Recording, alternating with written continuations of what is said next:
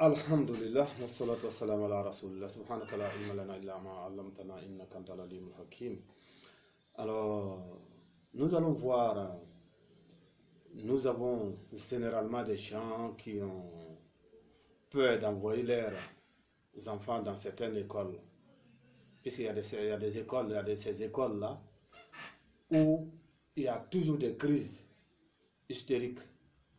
Il y a des crises quand les enfants quand les élèves rentrent en classe, pour un oui, pour un non, il y a un qui pique crise, il y a l'autre qui répond de l'autre côté, et l'autre qui répond de l'autre côté. Généralement, c'est des filles. Quand elles commencent à crier, waouh, il y a l'autre qui répond, il y a l'autre qui répond. Il y a des jours tels que les lundis, les jeudis ou souvent les vendredis. Il y a certaines écoles, c'est vraiment difficile. Des crises, les djinns qui viennent frapper les élèves.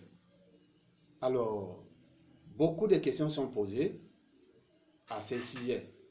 Alors, l'éclaircissement, c'est quoi? Ça peut arriver que les propriétaires de l'école, ou bien le propriétaire de l'école a peut-être souvent fait la sorcellerie pour attirer la clientèle. Et après, les djinns lui demandent le compte. Ça peut arriver. Ça peut être que les djinns, ils étaient venus prendre l'endroit pour faire leur habitat avant même qu'on ait construit l'école. Donc on a construit l'école, les djinns nous fatiguent pour dire que c'est leur maison et nous sommes venus faire l'école là, on les dérange. Donc ils peuvent frapper les élèves, ça va créer des situations. Ça peut être que des concurrents de l'école, bien sûr, viennent faire de la sorcellerie contre l'école qui est brillante pour saboter l'école à travers la sorcellerie. Alors, toutes ces choses-là peuvent s'expliquer pourquoi il y a des crises souvent dans les écoles. Alors, pour ajouter encore, c'est que souvent, les élèves qui sont touchés aussi par ces phénomènes-là ont été déjà touchés de près ou de loin par la sorcellerie ou par les pactes des djinns. Comment ça se passe? C'est-à-dire, ces élèves-là avaient déjà un problème. Si vous prenez ces élèves qui sont frappés dans les écoles généralement, vous allez trouver que certains vont te dire, j'ai souvent mal à la tête, d'autres vont te dire, j'ai perdu des objets, j'ai perdu même souvent de l'argent ou des sous, ou souvent mes bijoux, ainsi de suite, où la personne est souvent bizarre, désobéissant même à ses parents, ou souvent, certains de ces élèves-là, souvent, vous allez trouver qu'ils ne retiennent pas bien, ou souvent quand ils retiennent, ils oublient beaucoup. Ces personnes-là souvent font des cauchemars, des rêves bizarres, des rêves qui sont poursuivis, des rêves qui sont en compagnie des hommes ou des femmes, des rêves que y a des sorciers qui sont en compagnie où ils mangent dans leurs rêves, des rêves souvent que ces personnes-là sont au bord de l'eau, des rêves sexuels souvent, des rêves souvent que ces personnes-là s'envolent, ainsi de suite. Ce sont des symptômes qui montrent que ces personnes-là avaient déjà un problème mystique. Alors donc, quand il y a un problème mystique, quand le problème va venir dans l'école, ce sont ces élèves-là qui sont d'abord premiers à être touchés. Bon, donc si nous constatons ces choses-là, donc toutes ces explications-là peuvent être les raisons pour qu'une école soit attaquée par les djinns ou par la sorcellerie. Nous avons soigné une école, nous avons traité une école entière comme ça. Ça a été une école islamique où quand nous avons capté les djinns pour leur poser la question, pourquoi vous attaquez les élèves? Les djinns ont dit que non, ce n'est pas nous qui attaquons l'école, mais c'est l'école qui nous attaque. Parce qu'ils lisent le Coran, alors la lecture coranique, là, ça nous dérange, nous les djinns.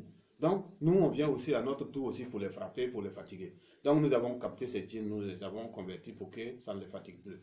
En Guinée, en 2014-2015, par là, l'État guinéen nous a sollicité pour aller traiter les écoles guinéennes. Alors, en Guinée-Conakry, bien sûr, là-bas, c'est presque toutes les écoles qui sont attaquées par les djinns, par les sorciers. Malheureusement, personne n'a la solution. Celui qui proposait la solution là-bas, c'était des marabouts, des charlatans, des sorciers eux-mêmes, qui proposent des solutions. Ils disent par exemple, il faut venir donner des bœufs rouges, des bœufs noirs, pour qu'on tue, donner aux djinns. Ah, effectivement, quand ils tuent ça pour donner aux djinns les laissent tranquilles. Pendant 1 mois, 2 mois, ils viennent encore commencer à frapper encore les élèves, et ça reprend encore. Malheureusement, nous sommes allés trouver même un directeur d'école. Lui, il avait une bouteille d'essence. C'est ce qu'ils prenaient même pour étouffer les élèves. Parce qu'il y a d'autres qui vont tomber, qui vont faire des heures, qui n'arrivent pas à s'élever. Il va prendre ça pour étouffer les élèves. Nous lui avons posé la question. Pourquoi tu fais ça? Il dit, mais lui, il n'a pas trouvé de solution. La médecine n'a pas trouvé de solution. L'État n'a pas trouvé de solution pour ces phénomènes-là. Alors donc, tout ce que lui peut faire pour réveiller certaines filles, c'est ça. Donc nous avons traité, soigné, traité toutes ces écoles que nous avons eu à traiter. Alhamdulillah, Dieu merci, aujourd'hui, ces phénomènes ont disparu presque, sauf quelques écoles que nous ne sommes pas allés toucher. Donc c'est lui qui va vous inviter à faire des sacrifices pour donner aux djinns. Ça c'est pour empirer encore la situation, l'endroit des djinns. Donc, je profite pour vous dire qu'il y a aussi les bons djinns. Mais à tout moment, quand vous sentez des présences d'un djinn, c'est qu'il est mauvais. Quand vous entendez les bruits d'un djinn, c'est qu'il est mauvais. Les djinns, ils ont un monde à vivre. Nous ne devons pas sentir leur présence, nous ne devons pas voir les djinns. Et toutefois, quand nous les voyons, c'est pour nous causer des torts.